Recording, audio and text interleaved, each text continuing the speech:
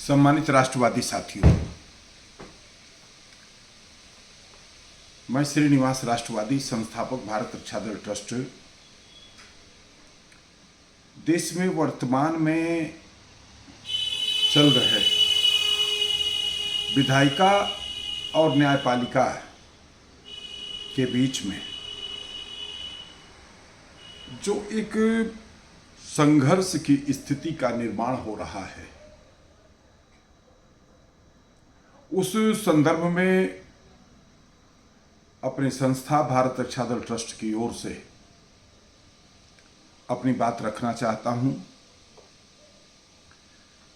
सम्मानित देशवासियों, हालांकि हमारे जो लोकतांत्रिक व्यवस्था है, उस व्यवस्था में जुडिशियली पर, न्यायपालिका के ऊपर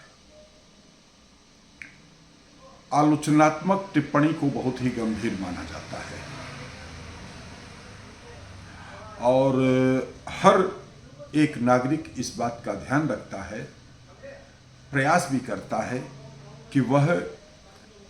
अपने लोकतांत्रिक अधिकारों की मर्यादा का ध्यान में रखते हुए न्यायपालिका पर अपनी बात न रखे। न्यायपालिका में जो कुछ भी हो रहा है, न्यायपालिका के निर्णय को ईश्वर का निर्णय मान करके उसको सहजता के साथ स्वीकार करें। लेकिन आप इस बात से कहीं न कहीं सहमत भी होंगे कि हमारा अतीत, हमारा वर्तमान और जो हमारा भविष्य है, उसको देखते हुए एक जिम्मेदार नागरिक होने के नाते, एक संस्था का प्रमुख कार्यकर्ता होने के नाते मैं इस विषय पर अपनी बात रखने जा रहा हूं। सम्मानित साथियों, वक्फ संशोधन बिल जब लोकसभा, राज्यसभा से और महामहिम राष्ट्रपति के हस्ताक्षर से कानून बन चुका है, तो इन स्थितियों में हमारे कुछ एक पार्टी,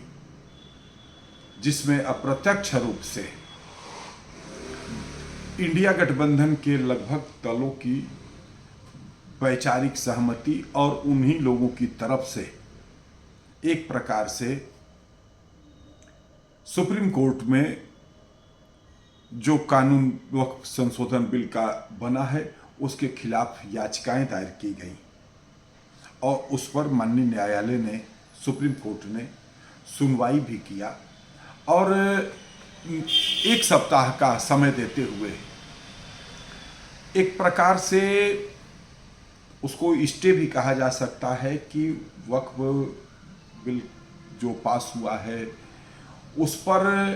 एक सप्ताह के अंदर फिलहाल कोई नई नियुक्ति न किया जाए, कोई अग्रिम कार्रवाई न की जाए, इस प्रकार का एक प्रकार से आदेश दिया है। इस संदर्भ में मेरा अपना जहां तक निजी मत है कि जब सुप्रीम कोर्ट में वक्फ संशोधन बिल कानून के खिलाफ याचिकाएं दायर की गई, तो उस समय सुप्रीम कोर्ट को इन याचिकाओं को स्वीकार ही नहीं करना चाहिए था और अधिक से अधिक यदि स्वीकार भी करना चाहिए था तो सभी याचिकाओं को एक्सेप्ट करते हुए महामहिम राष्ट्रपति को भेज देना चाहिए था कि जो भारत की संसद ने कानून पारित किया है और जो आपके हस्ताक्षर से वह कानूनी रूप धारण कर चुका है, लेकिन आपके इस नए कानून के खिलाफ इन संस्थाओं ने, इन लोगों ने यह उसके खिलाफ याचिका दायर किया है। लेकिन चूंकि भारत की संसद के द्वारा पारित कानून है, इसलिए हम कोई भी डिसीजन न देते हुए आपके पास पुनर्विचार के लिए यह याचिकाएं भेज रहे हैं और आप निष्पक्ष रूप से इस पर अपना निर्णय दें, क्योंकि हम लोकसभा, राज्यसभा और आपके हस्ताक्षर से जो कानून बन चुका है उसके ऊपर हम कोई भी आदेश नहीं दे सकते हैं। अगर सुप्रीम कोर्ट इस प्रकार की बात करता और इस प्रकार का एक अपना संस्तुति के साथ वह सभी याचिकाएं राष्ट्रपति को भेजता तो हम समझते हैं कि यह एक सर्वोत्तम व्यवस्था होती। लेकिन ऐसा न करके सुप्रीम कोर्ट ने उन याचिकाओं को स्वीकार किया और स्वीकार करने के बाद उस पर एक प्रकार से अपना आदेश दिया। कहीं न कहीं मैं मानता हूं कि यह अतिशयोक्ति है और यही बात उपराष्ट्रपति जगदीप धनखड़ जी ने भी कहीं न कहीं सुप्रीम कोर्ट के ऊपर कहा है कि न्यायपालिका राष्ट्रपति, उपराष्ट्रपति और राज्यपाल जैसे पदों पर बैठे हुए लोगों को निर्देश थे, यह कहीं न कहीं हमारी लोकतांत्रिक व्यवस्था के विरुद्ध है। तो इस संदर्भ में हम यही माननीय सुप्रीम कोर्ट से कहना चाहेंगे कि वह इस प्रकार का आदेश न दे जिससे कि माननीय सुप्रीम कोर्ट के ऊपर आम जन का विश्वास एक राजनीतिक दल की बात को मानने की दिशा में अग्रसित होता हुआ दिखाई दे। क्योंकि कहीं न कहीं यह भी एक मान्यता है कि देखिए सुप्रीम कोर्ट के चीफ जस्टिस का चुनाव, अब जैसे कि अभी जो खन्ना साहब हैं इन्होंने अगले चीफ जस्टिस के नाम का प्रस्ताव कर दिया। यह एक प्रकार की एक वंशवादी व्यवस्था चली आ रही है और कहीं न कहीं यह भी एक सत्य है जिसको हमें नहीं कहना चाहिए, लेकिन एक जागरूक नागरिक होने के नाते हम यह कहना चाहते हैं कि न्यायपालिका में और ख़ास तौर पे सुप्रीम कोर्ट में कहीं न कहीं वर्तमान सरकार की विचारधारा के विपरीत लोगों का आधिपत्य है, जिस कारण कहीं न कहीं देश की वर्तमान सरकार को सशक्त राष्ट्र के निर्माण की दिशा में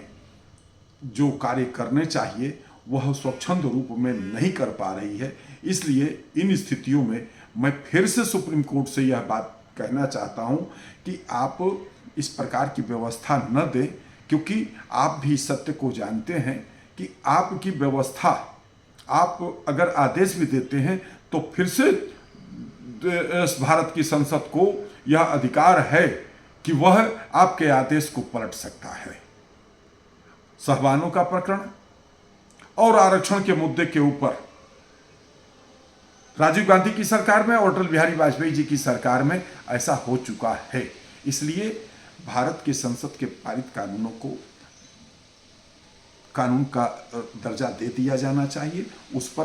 क्रिया प्रतिक्रिया नहीं होनी चाहिए। इस प्रकार की याचिकाओं को सुप्रीम कोर्ट को नहीं स्वीकार करना चाहिए। ये मेरा एक निजी मत है और हम समझते हैं कि यदि हमारी बात किसी तरह से ऊपर तक जाती है और अगर कहीं इस बिंदु के ऊपर विचार होता है तो मैं अपने आप को सौभाग्यशाली समझूंगा। मैं माननीय अन्य अधिवक्ताओं और जुडिशरी से जुड़े हुए लोगों से भी कहना चाहता हूं कि मेरी बात को विचार करने की कृपा करें कि क्या वास्तव में सुप्रीम कोर्ट जो कर रहा है यह सही है या गलत है। धन्यवाद। जय मातृभूमि, जय भारत।